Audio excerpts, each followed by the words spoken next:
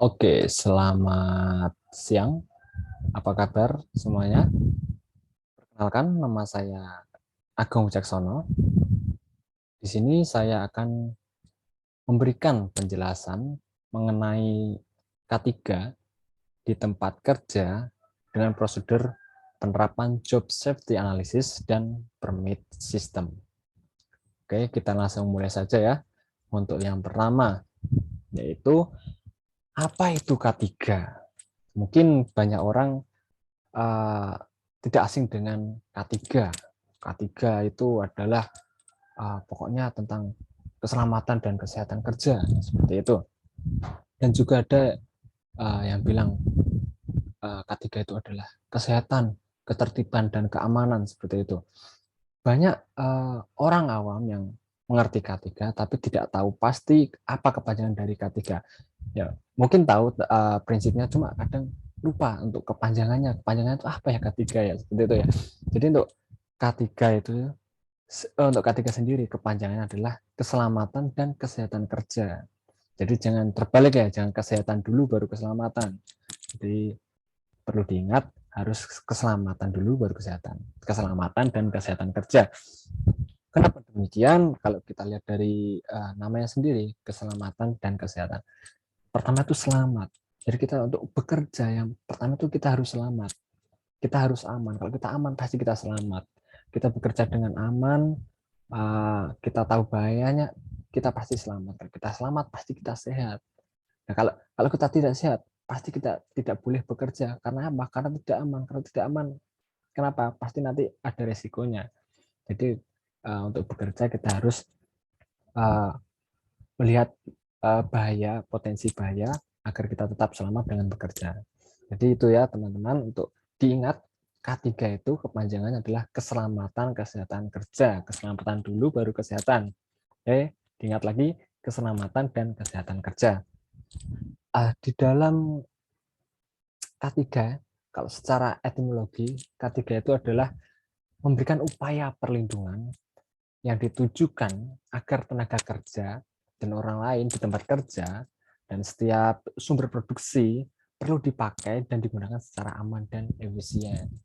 Jadi kita untuk menggunakan apapun itu maupun itu orang, tempat kerja atau alat kerja itu digunakan secara aman dan efisien ya. Harus ada standarnya juga pastinya. Kemudian untuk keselamatan kerja sendiri itu juga ada undang-undangnya. Jadi dalam Undang-Undang Nomor 1 tahun 1970 itu diatur tentang keselamatan kerja. Jadi keselamatan kerja yang dimaksud adalah keselamatan kerja dalam segala tempat kerja yang berada di wilayah kekuasaan hukum Republik Indonesia. Jadi untuk semua pekerjaan yang masih dalam kekuasaan hukum Republik Indonesia itu semuanya sudah diatur dalam undang-undang ini, Undang-Undang Nomor 1 tahun 1970. Jadi kita dalam bekerja itu udah ada undang-undangnya. Jadi teman-teman kalau bekerja dimanapun, selama itu masih dalam kekuasaan hukum Republik Indonesia, kita bisa bekerja dengan aman dan selamat tentunya ya. Jangan lalai yang pasti. Oke. Kemudian ya ini kemudian ada makna lambang K3. K3 itu mempunyai lambang sendiri. Perlu diketahui semua lambang K3 atau yang apa namanya sering kita lihat lambang K3 itu ya seperti ini. Nah, seperti ini ada roda gigi, ada palanya, roda gigi dan palanya warna hijau, terus dasarnya ada warna putih. Nah, apa sih makna dari lambang K3 ini? Lambang dari K3 ini yaitu yang pertama ini, palang ya. Palang itu berarti kita bebas dalam bekerja, kita bebas dari kecelakaan dan penyakit akibat kerja atau dikenal dengan PAK. Penyakit yang timbul akibat pekerjaan gitu ya. Kemudian ada juga roda gigi. Roda gigi itu maknanya lah kita bekerja dengan kebugaran jasmani dan rohani. Kemudian nih apa sih maknanya dari apa namanya gerigi ini? Gerigi ini kalau kita hitung jumlahnya itu ada 11. Jadi 11 roda gigi ini, gerigi roda ini, yaitu adalah 11 bab yang ada di dalam Undang-Undang Nomor 1 Tahun 1970 tadi. Jadi di dalam Undang-Undang Nomor 1 1970 itu ada 11 bab, di mana mengatur tentang keselamatan kerja. Kemudian apa sih artinya warna putih? Nah, dasar warna putih itu adalah kita bekerja dengan bersih dan suci. Kemudian untuk yang warna hijau adalah kita bekerja secara selamat, sehat, dan sejahtera. Jadi, seperti itu ya makna dari lambang K3. Perlu diingat, jangan sampai lupa itu lambang K3 ya. Selanjutnya, di dalam Undang-Undang Nomor 1 Tahun 1970 akan saya jelaskan sedikit ya. Dalam Undang-Undang Nomor 1 Tahun 1970 ini ada yang namanya yang diatur, yaitu ada kewajiban dan hak tenaga kerja. Apa kewajiban dan hak tenaga kerja yang diatur di undang-undang ini? Yaitu yang pertama adalah memberikan keterangan yang benar apabila diminta oleh pengawas ketiga. Jadi, semisal dalam bekerja ada suatu insiden atau kecelakaan, seorang tenaga kerja wajib memberikan keterangan yang secara benar ketika ditanya pengawas. Jadi semisal pengawas tanya, kenapa ini bisa terjadi? Kita sebagai tenaga kerja, kita memberikan keterangan yang benar-benar. Jadi kenapa kita harus memberikan keterangan yang benar? Agar itu bisa dievaluasi dan bisa dikendalikan bahayanya untuk kemudian hari tidak terulang kecelakaan yang seperti sebelumnya. Seperti itu ya. Kemudian memakai APD. APD itu apa sih? Alat pelindung diri yang diwajibkan. Nah, selama bekerja, kita juga diwajibkan untuk memakai APD. Nah, untuk apa memakai APD? Ya tentunya untuk melindungi diri kita sendiri. Namanya juga alat pelindung diri. Jadi, dengan menggunakan APD, kita sudah mencegah. Mencegah belum berarti tidak artinya tidak pasti kita terhindar ya, tapi hanya mencegah, mengurangi resiko bahaya seperti itu ya. Kita harus wajib menggunakan APD yang diwajibkan. Itu tergantung dari perusahaannya ya. Kemudian kewajiban dan haknya adalah memenuhi dan menaati semua syarat-syarat K3 yang diwajibkan. Jadi selama bekerja pasti di setiap pekerjaan itu ada syarat-syarat K3 yang harus dipatuhi. Karena apa? Karena ya K3 itu menentukan keselamatan dan kesehatan kerja. Kalau kita tidak memenuhi dan menaati, ya tentu saja kita tidak tahu ya, namanya juga takdir mungkin. Kalau kita tidak memenuhi menaati syarat-syaratnya, mungkin kita nanti tidak selamat dalam bekerja, terus kita tidak sehat dalam bekerja seperti itu. Oke. Kemudian selanjutnya di dalam Undang-Undang Nomor 1 Tahun 1970 ini juga ada beberapa istilah yang digunakan. Istilah-istilah itu diantaranya adalah ada pengurus. Pengurus itu adalah orang yang punya tugas memimpin langsung suatu tempat kerja atau bagian yang berdiri sendiri. Kemudian ada pegawai pengurus. Pegawai pengurus itu adalah pegawai teknis berkalian khusus dari Departemen Tenaga Kerja. Jadi khusus ya, yang dari Departemen Tenaga Kerjanya.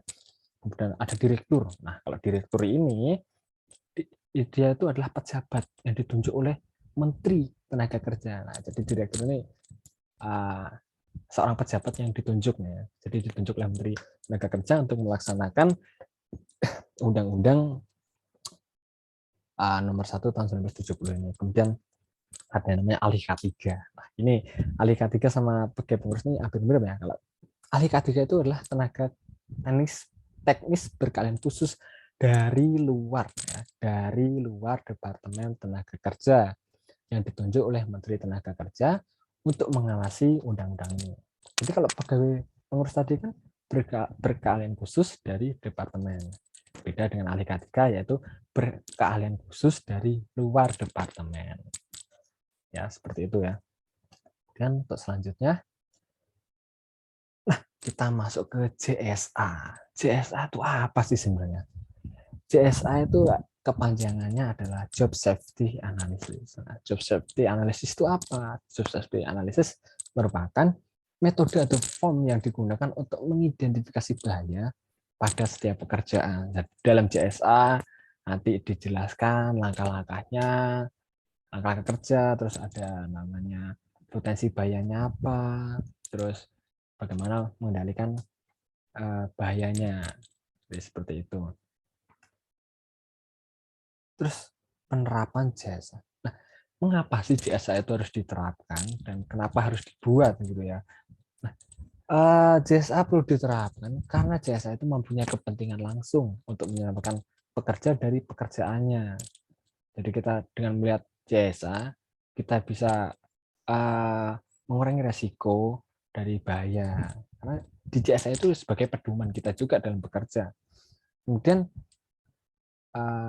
JSA harus diterapkan karena mampu menganalisa setiap bahaya pada setiap langkah pekerjaan. Kenapa dia mampu menganalisa setiap bahaya pada setiap langkah pekerjaan? Karena dalam membuat JSA itu kita ada urutannya gitu ya. Pertama kita harus memilih pekerjaannya, terus kita menguraikan langkahnya, setelah itu kita mengidentifikasi bahayanya, seperti itu ya. Selanjutnya JSA itu harus diterapkan karena JSA menguasai dan mempunyai kepentingan langsung pada setiap pekerjaan yang menjadi tugasnya. Seperti itu. Jadi ini memang penting ya JSA untuk diterapkan karena JSA itu pedoman lah bagi kita para pekerja, tenaga kerja untuk membuat JSA dan harus dipatuhi. Habis itu sudah jelas di JSA itu ada langkah-langkahnya, ada potensi bahaya ya. Jadi kita bekerja, kita melihat JSA, oh iya, kita dalam bekerja harus menghindari ini, jangan melakukan ini, jangan buat kesalahan lah. Gitu ya. Kita harus menghindari ini agar dalam kerja kita tetap selamat. Oke, untuk selanjutnya, nah ini yang tadi saya bilang, dalam membuat JSA itu ada beberapa tahapan. Yang pertama itu memilih pekerjaan. Memilih pekerjaan itu yang seperti apa sih? Pekerjaan seperti apa yang perlu dibuatkan JSA? Ada 3 kriteria dalam memilih pekerjaan untuk JSA. Yang pertama adalah frekuensi insiden tinggi. Jadi pekerjaan yang frekuensi insidennya itu tinggi, yang sering terjadi insiden itu perlu dibuatkan JSA. Kemudian pekerjaan yang berpotensi cedera parah. Jadi pekerjaan yang bisa membahayakan atau berpotensi cederanya itu parah atau bahkan sampai kematian gitu. Kemudian yang terakhir ada jenis pekerjaan baru. Nah, jenis pekerjaan baru ini memang sangat perlu untuk dibuat jasa. Karena kan pekerjaan baru kita belum tahu nih insiden seperti apa, terus cederanya bakal seperti apa, itu perlu diberikan JSA, dianalisa bahayanya sebetulnya. Nah, apakah harus tiga kriteria ini harus terpenuhi? Tidak. Jadi dalam memilih pekerjaan, kalau ada satu kriteria pekerjaan yang sama dengan kriteria ini, itu wajib dibuatkan JSA agar dalam bekerja kita tetap selamat. Gitu. Kemudian setelah kita memilih pekerjaan, kita kemudian menguraikan pekerjaannya. Menguraikan pekerjaan itu yaitu membuat langkah kerjanya. Nah, dalam membuat langkah kerja ini kita jangan terlalu luas dan juga jangan terlalu detail gitu ya. Jadi untuk membuat langkah kerja itu cukup 5-10 saja gitu. Dan langkah kerja ini harus urut, jangan tidak urut ya. Jadi pekerja tuh kalau membaca enak, urut gitu. Jadi kerjanya sudah ada urutannya, jadi enak gitu dalam membacanya. Kalau sudah diuraikan, sudah membuat langkah kerja, terus ini didiskusikan lagi dengan pekerja. Nah, langkah kerjanya apakah sudah sesuai dengan pekerjaannya. Jadi didiskusikan lagi, jangan hanya sepihak saja gitu ya. Kemudian setelah memilih pekerjaan, terus mengurangi pekerjaan, terus kita identifikasi bahayanya. Nah, untuk mengidentifikasi bahaya ini apa saja sih yang perlu kita lihat? Bahaya itu ada 2 yang perlu kita identifikasi, itu kondisi tidak aman dan tindakan tidak aman. Kondisi tidak aman itu seperti apa sih? Kondisi tidak aman itu ya, contohnya ya, misal kita bekerja, terus bekerja di bidang miring. Nah, itu kan kondisinya tidak aman. Jadi kita bekerja di kondisi miring gitu ya. Kalau miring kan bahayanya apa? Kita bakal terpleset atau nanti bahan-bahan kita tidak bisa ditaruh di tempat itu karena kondisinya tidak aman karena miring sebetulnya. Kemudian tindakan tidak aman. Nah, tindakan tidak aman itu contohnya seperti apa? Tindakan tidak aman contohnya kita dalam bekerja kita bercanda, terus kita jadi tidak fokus. Kalau kita tidak fokus kan itu merupakan tindakan tidak aman. Bekerja itu harus fokus. Kalau tidak fokus nanti akan mengakibatkan ya mungkin akan adanya kecelakaan ya. Kalau tadi di kita kondisinya di yang apa namanya kondisi tempat kerja kita miring, kita bercanda dengan teman kerja kita tidak fokus, kita bisa terpleset dan jatuh seperti itu. Kemudian selanjutnya setelah diidentifikasi bahayanya, kita melakukan tindakan, ya, tindakan pencegahan dan pengendalian. Nah ini yang terakhir ini adalah alternatif dan solusi terakhir dalam hierarki pengendalian. Hierarki pengendalian kan ada 5 ya. Ada eliminasi, substitusi, engineering, administrasi, dan APD yang terakhir. Nah, APD ini yaitu untuk tindakan pencegahan dan pengendaliannya. Nah, APD ini kita juga sesuaikan jenisnya, terus layak pakai dan perawatan APD. Jadi seperti itu ya untuk membuat JSA perlu diingat-ingat dan perlu diketahui juga dalam membuat JSA. Jangan jangan sembarangan dalam membuat JSA. Selanjutnya, nah ini contoh JSA. Mungkin ini tulisannya agak tidak jelas gitu ya. Ini contoh JSA. Nah ini semisal nih ya, ini ada nomor JSA. Ini tergantung dari perusahaannya. Kemudian ini nama pekerjaannya, nah itu ditulis nama pekerjaannya apa. Kalau di sini kan kita lihat yaitu Gerinda Hasil Besi Cor. Kemudian pengawas. Nah, pengawasnya ini siapa dalam pekerjaan ini? Nah, di sini pengawasnya adalah supervisor produksi. Kemudian APD apa aja yang perlu digunakan? Yang pertama ada kacamata keselamatan, sepatu keselamatan, masker kain, sarung tangan kulit, dan stocking lengan. Kemudian kita juga tulis apa namanya tanggal terbitnya ini, tanggal terbitnya JSA ini tanggal berapa? Kita dituliskan. Kenapa ini perlu ditulis? Karena agar kita tahu kapan sih kita untuk memulai pekerjaan. Nah sebenarnya harus ada ya tanggal dicabutnya. Terus untuk departemennya nih apa? Departemen produksi. Pelaksananya siapa? Pelaksananya adalah operator Gerinda. Maksudnya Gerinda. Ya, jadi ini informasi pertama yang perlu kita ketahui. Nah dalam CSA kita juga untuk membuat kolom ini minimal ada 4 kolom. Yang pertama ada kolom nomor, terus urutan kerja, potensi bahaya, upaya pengendalian. Nah, seperti tadi dalam membuat CSA tadi ya, kita perlu memilih pekerjaan. Nah, tadi dalam memilih pekerjaan, nama pekerjaan Gerinda Hasil Besi Cor. Nah, nama pekerjaannya ini. Nah, itu kita menguraikan pekerjaannya tadi, tahap-tahap urutan kerjanya. Nah, ini tahapan kerjanya yaitu mengambil hasil batang besi cor di sisi kanan mesin gerinda dan menekan batang besi cor ke roda batu, kemudian meletakkan batang besi cor yang sudah dihaluskan ke sisi kiri mesin gerinda. Nah, itu sudah diuraikan pekerjaannya, kemudian mengidentifikasi bahaya. Identifikasi bahaya itu ditulisnya di sini, di potensi bahaya nih. Potensi bahayanya apa sih dalam gerinda hasil besi cor ini? Yaitu tangan tergores ujung batang besi, tergores ujung batang besi cor yang tajam. Kemudian tangan tergores roda batu gerinda, tangan tergores ujung batang besi cor yang tajam. Nah, dari kita setelah mengidentifikasi bahaya dan sudah tahu bahayanya, terus yang terakhir adalah pengendalian bahaya. Nah, jadi dalam pengendalian bahaya kita juga tuliskan di sini di CSA yaitu menggunakan APD sarung tangan kulit. Nah, tadi di sini kan ada ya sarung tangan kulitnya. Kemudian ada juga menggunakan APD sarung tangan kulit, masker kain, kacamata keselamatan dan stocking lengan yang tersedia, memastikan exhaust ruangan sudah dinyalakan, memastikan kaca penahan percikan api pada mesin gerinda terpasang dengan benar. Jadi seperti itu. Ya. Jadi ini jasanya sudah sesuai dengan urutan membuat JSA tadi ya. Nah, mungkin JSA ini juga perlu ditandatangani gitu ya. Yang pertama, penyusun JSA ini siapa? Ditulis. Nah, di sini kan petugas K3, kita tanda tangan.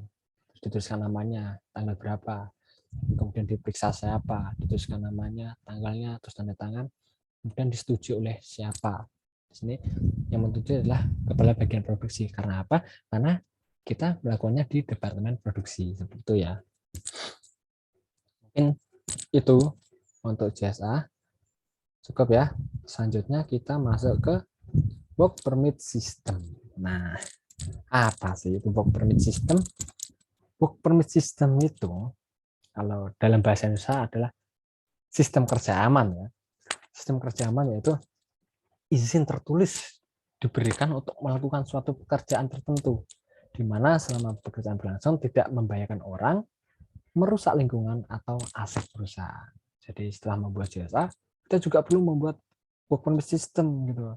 Karena apa? Karena dengan kita membuat work permit system atau sistem kerja aman, kita bisa bekerja dengan aman gitu. Semisal kita mau bekerja di tempat si A, tapi kita tidak punya permit system, tapi kita hanya lisan gitu kan, cuma ngomong ke A, Bapak A, saya mau melakukan pekerjaan ini ya.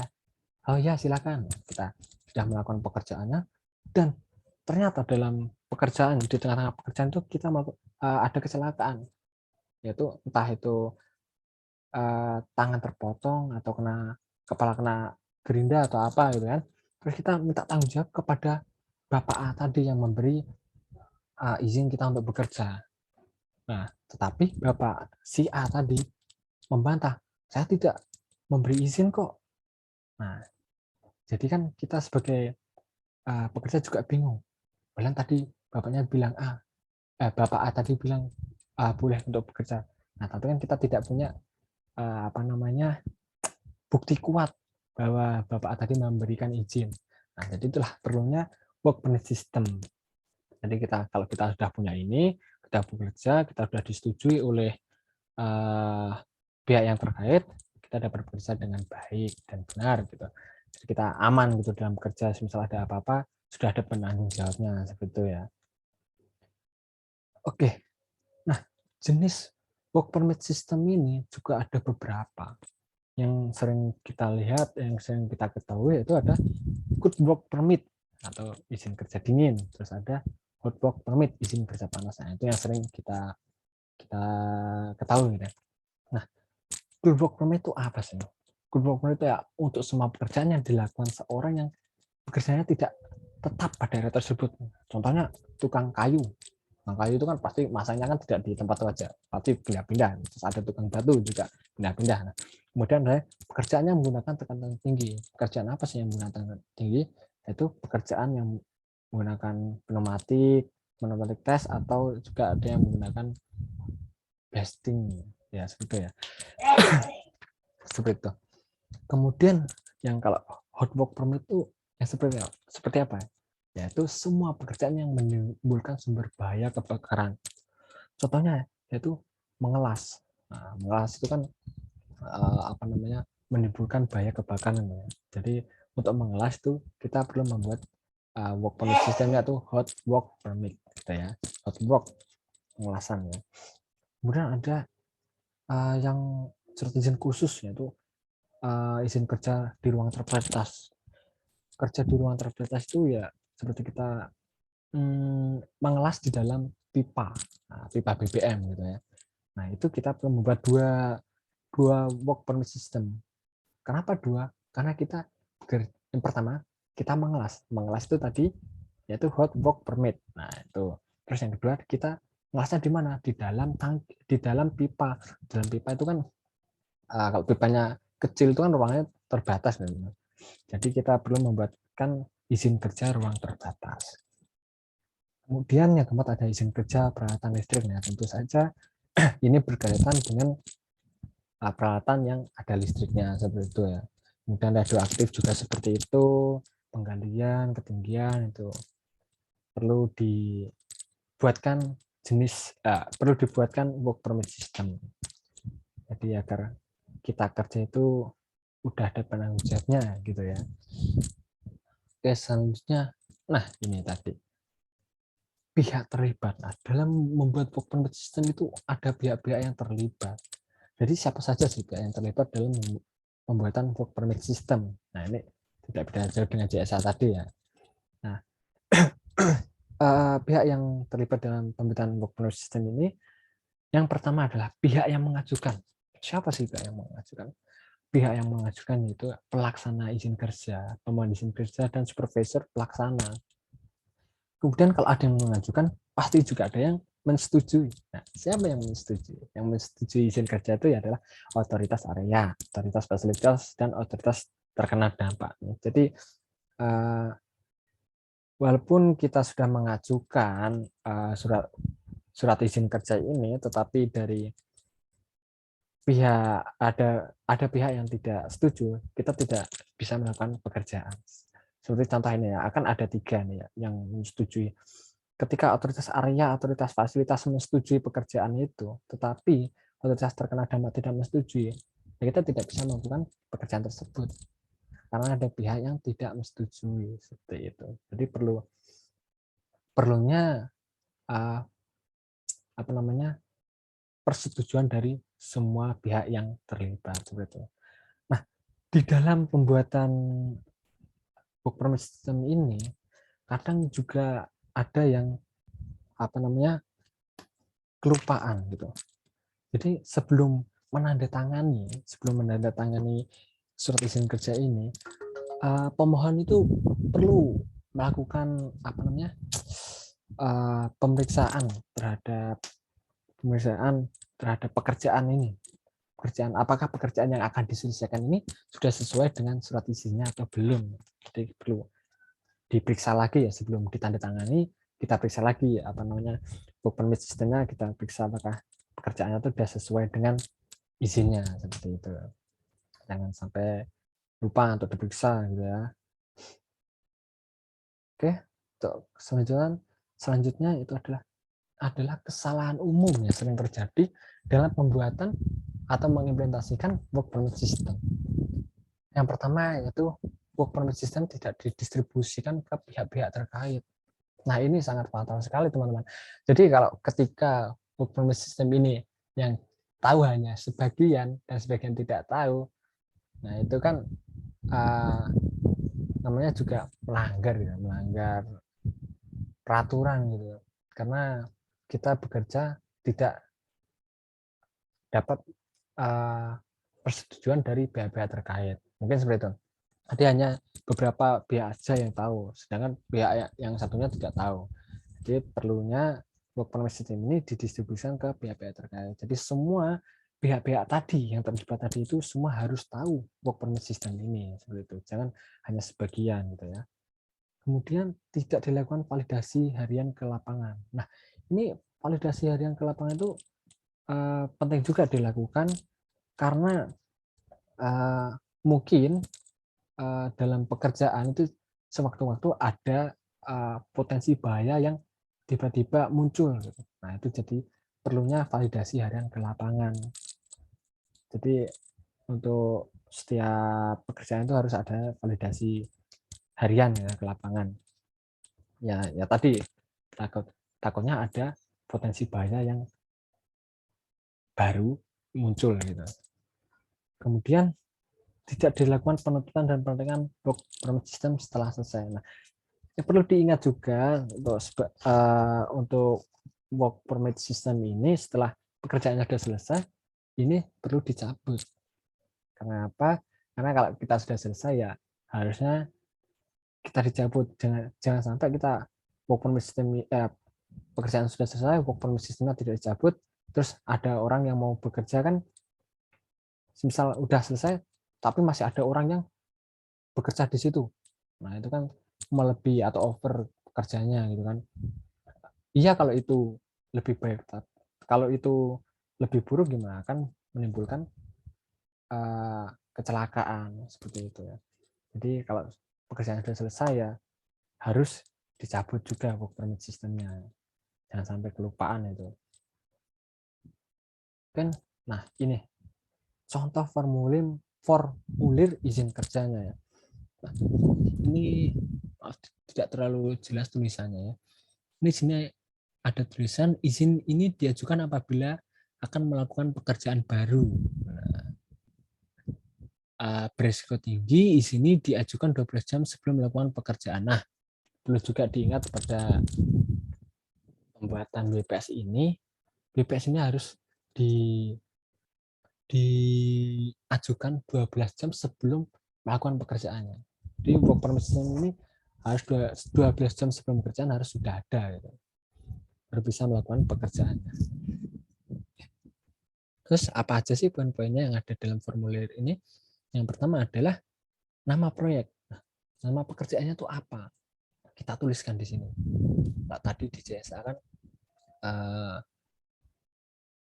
hasil gerinda ya, mengambil hasil gerinda hasil cor gitu. Terus lokasi kerjanya di mana? Jadi di departemen produksi.